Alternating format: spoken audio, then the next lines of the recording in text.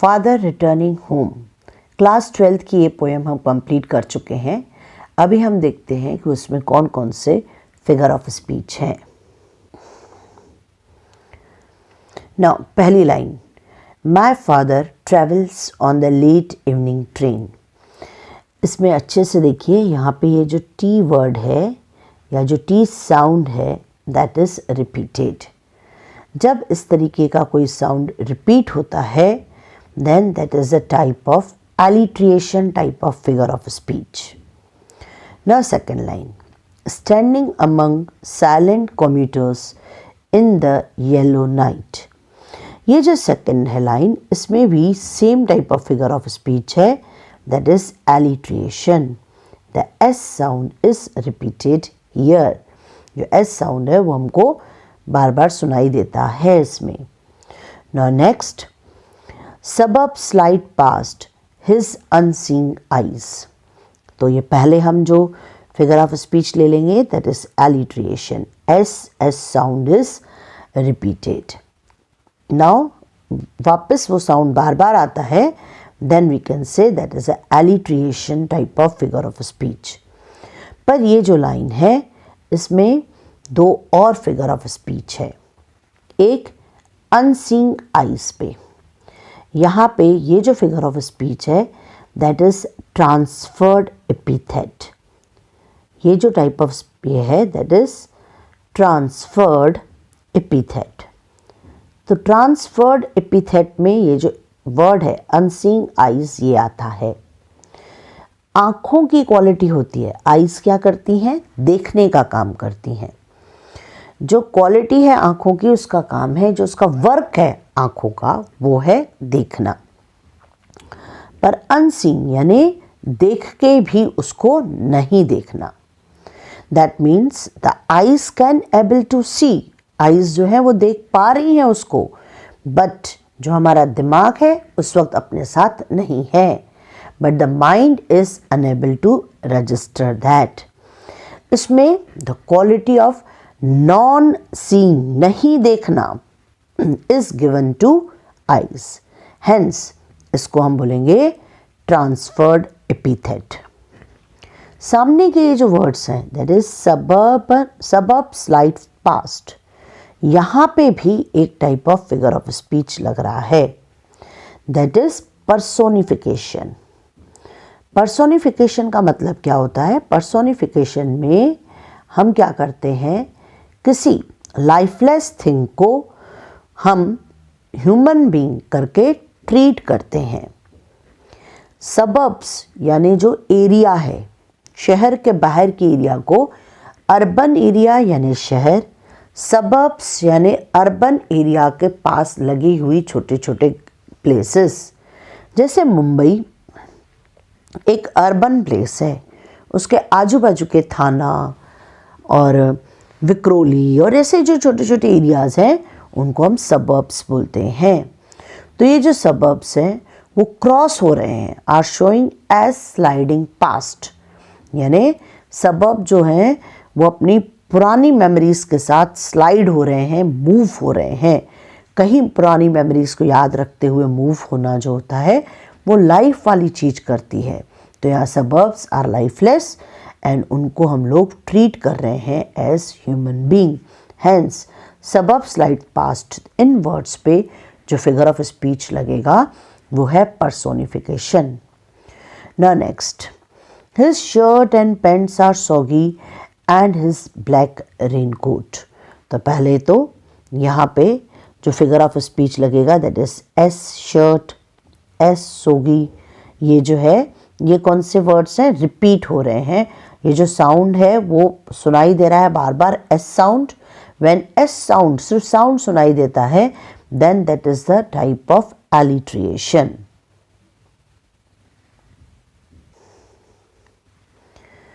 यहाँ पे एस और एस साउंड रिपीट है और ये ब्लैक रेनकोट। अब इस ब्लैक रेनकोट पे कौन सा फिगर ऑफ स्पीच आ रहा है? तो that is a metaphor type of figure of speech. तो ये metaphor type of figure of speech कैसा आएगा? तो मेटाफर ऐसे रहेगा कि जो ब्लैक रेनकोट है वो सिंबलाइज कर रहा है उसको कंपेयर किया गया है विथ डलनेस। डलनेस के साथ ब्लैक रेनकोट को कंपेयर किया गया है, hence the figure of speech is metaphor. Now हम उसको आगे मूव करेंगे। Stand with mud and his bag stuffed with books.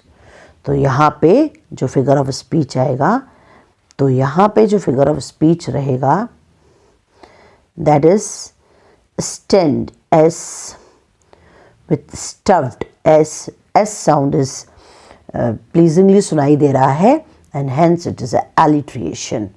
इसमें हम दूसरा भी लगा सकते हैं, B and B sound is also repeated, तो उसको हम alliteration type of figure of speech बोलेंगे। नाउ आगे हम मूव करेंगे। Is falling apart, his eyes dimmed by age. Is falling apart, his eyes dimmed by age. तो यहाँ के अभी हम फिगर ऑफ स्पीच डिस्कस करेंगे।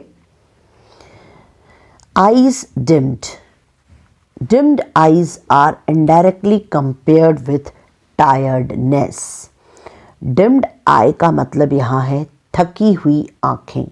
Dimmed आँखें यानी बंद आँखें नहीं, आँखें थक चुकी है, that is tiredness। तो आँखें जो है that is a body part है और उसको हमने indirectly compare किया है tiredness के साथ। जब हम इस तरीके की इनडायरेक्ट कंपैरिजन करते हैं तो that figure of speech is metaphor. तो आईज डिम्ड कौन सा type of figure of speech हो गया? Metaphor type of figure of speech.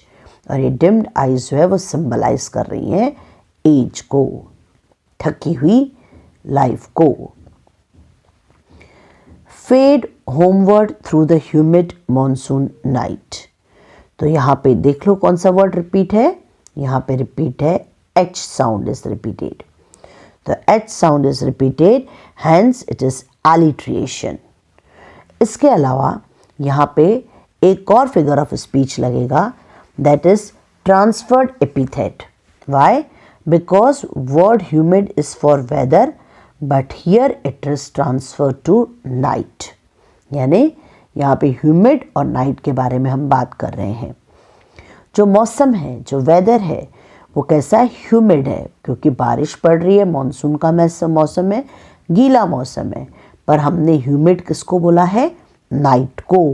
तो हमने यहाँ पे humid word is transfer to the night and hence यहाँ पे दूसरा और एक फिगर ऑफ स्पीच लगता है दैट इज ट्रांसफर्ड एपिथेट।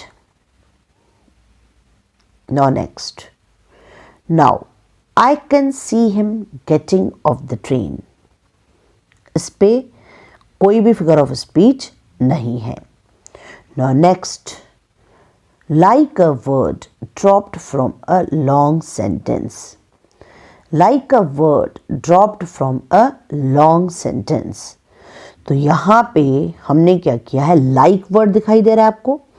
तो जब as, लाइक, सो इस टाइप के वर्ड्स हम यूज़ करते हैं कंपेयर करने के लिए, then the type of figure of speech is simile. तो ये है simile type of figure of speech पहला। और दूसरा, because fathers dropping is like the word dropping. हमने उसको सिमिली कैसे बताया है कि जो फादर हैं वो ट्रेन से उतर रहे हैं, तो हम क्या बोल रहे हैं? The father is dropping out. How? As a word is dropped from a long sentence. एक लंबे सेंटेंस में से एक वर्ड का चले जाने से कुछ फर्क नहीं पड़ता, उसका मीनिंग नहीं बदलता। उसी तरीके से जो फादर है वो ट्रेन से उतर रहे हैं। उसी तरीके से हमने यहाँ पे लाइक वर्ड यूज़ किया है, hence it is a simile type of figure of speech. Now आगे प्रोसीड करेंगे। He hurries across the length of grey platform. तो यहाँ पे जो he hurries H word is repetitive हुआ है। और अगर हम इसको अच्छे से देखते हैं, यहाँ से 2-3 लाइन हम एक साथ ले लेते हैं। जैसे हमने ये लाइन्स ले ली यहाँ से लेके यहाँ तक के, तो ही hurries both words, complete words are repeated, hence it is a repetition type. अगर sound repeat होता है तो alliteration type, लेकिन complete word repeat होता है तो repetition type of figure of speech कहलाता है। अभी हम इसको और आगे मूव करेंगे। यहाँ पे क्या दिया है, ग्रे प्लेटफॉर्म। ग्रे का मतलब प्लेटफॉर्म कभी ऐसे ग्रे नहीं होते, पर हमने ग्रे प्लेटफॉर्म वर्ड दिया है। ग्रे मतलब ओल्ड एज, सफ़ेद बाल, सफ़ेद होते हुए बाल। तो हमने जब इस तरीके से हम एक वर्ड को डिफाइन करने के लिए कोई इनडायरेक्ट कंपैरिजन करते हैं तो that type of figure of speech is metaphor. तो इसमें इस लाइन में दूसरा फिगर ऑफ स्पीच लगता है metaphor. Grey platform is indirectly compared with old age. हमने ग्रे जो है वो ओल्ड एज के साथ कंपेयर किया है, hence it is a metaphor type of figure of speech. आगे मूव करेंगे। Crosses the railway line, enter the lane, इसमें कुछ नहीं है figure of speech. His chappals are sticky with mud but he hurries onward, तो ये हमने पहले ही बता दिया। ही हरीज वर्ड जो है वो रिपीट है। इसके अलावा यहाँ पे H word is repeated, so alliteration type of figure of speech.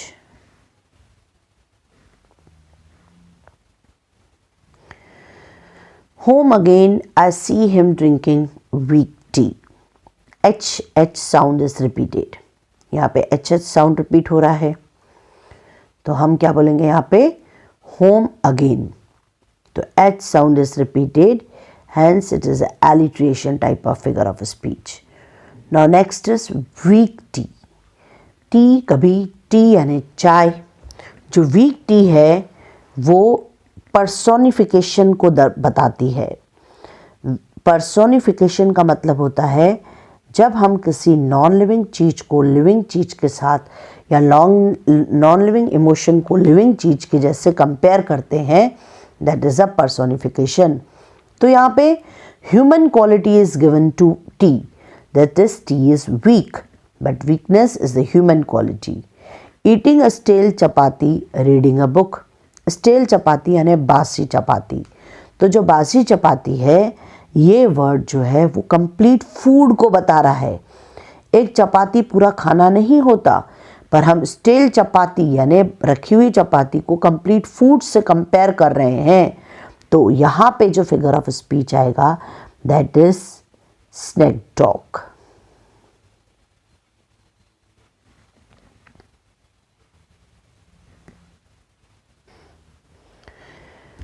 He goes into the toilet to contemplate, तो इसमें तो कोई फिगर ऑफ स्पीच नहीं है। Next, men's estrangement from men made world, तो यहाँ पे men और men एक जो सेम अगर वर्ड रिपीट होता है तो वो कौन सा type of figure of speech होता है, repetition type of figure of speech. तो इसमें जो पहला फिगर ऑफ स्पीच लगेगा that is repetition. Now second, M sound is repeated.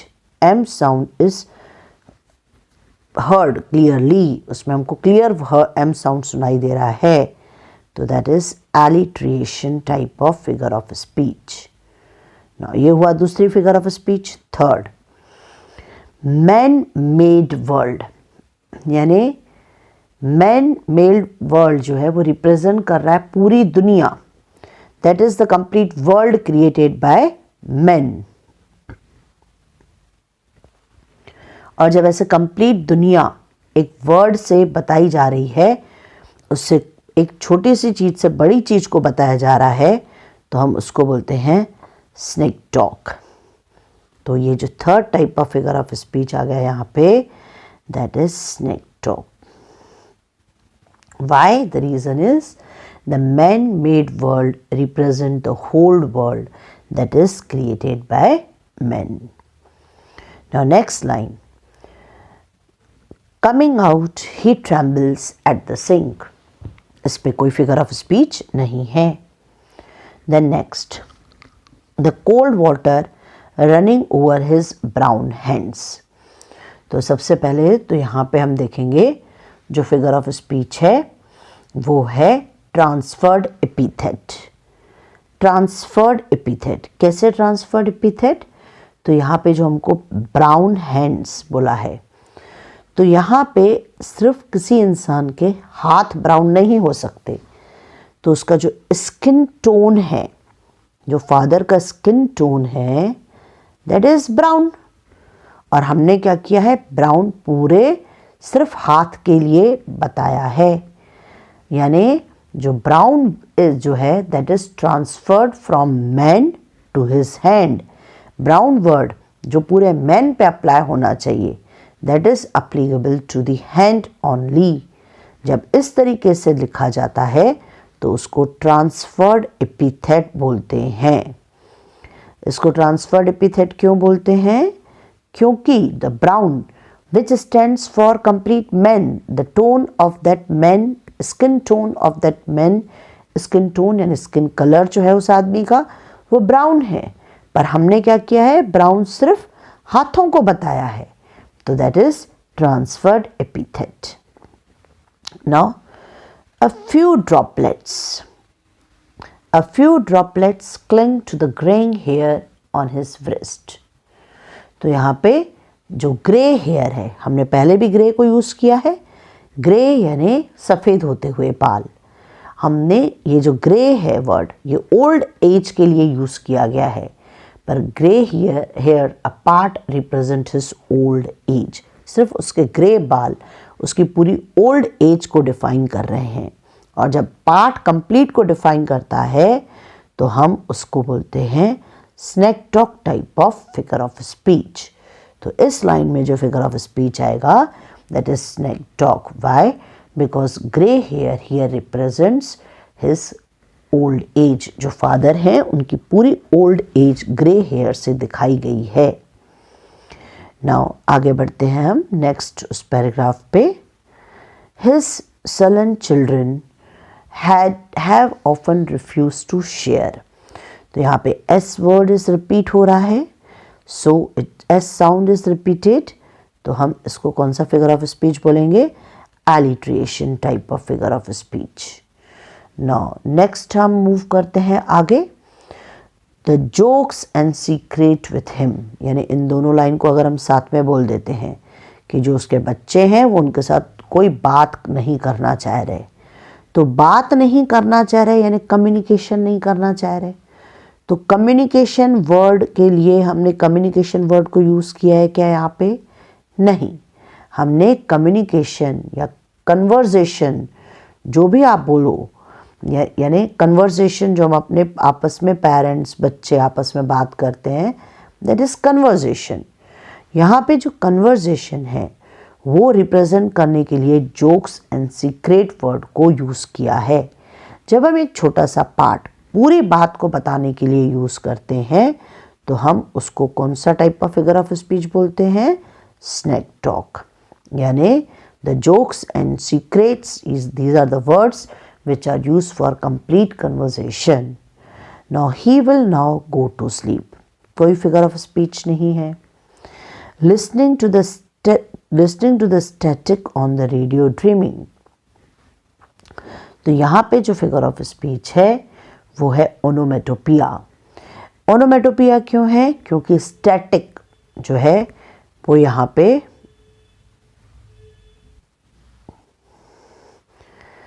Listening to the static on the radio.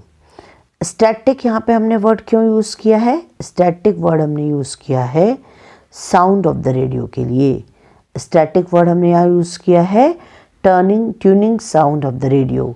Hence यहाँ पे कौन सा फिगर ऑफ स्पीच आ गया? Onomatopoeia type of figure of speech. कौन सा फिगर ऑफ स्पीच आ गया? ओनोमेटोपिया। जो नेक्स्ट लाइन है that next line is of his ancestors and grandchildren thinking। इसमें कोई figure of speech नहीं है। of nomads entering a subcontinent through a narrow passage and sound is repeated pleasingly given है, hence it is a alliteration type of figure of speech।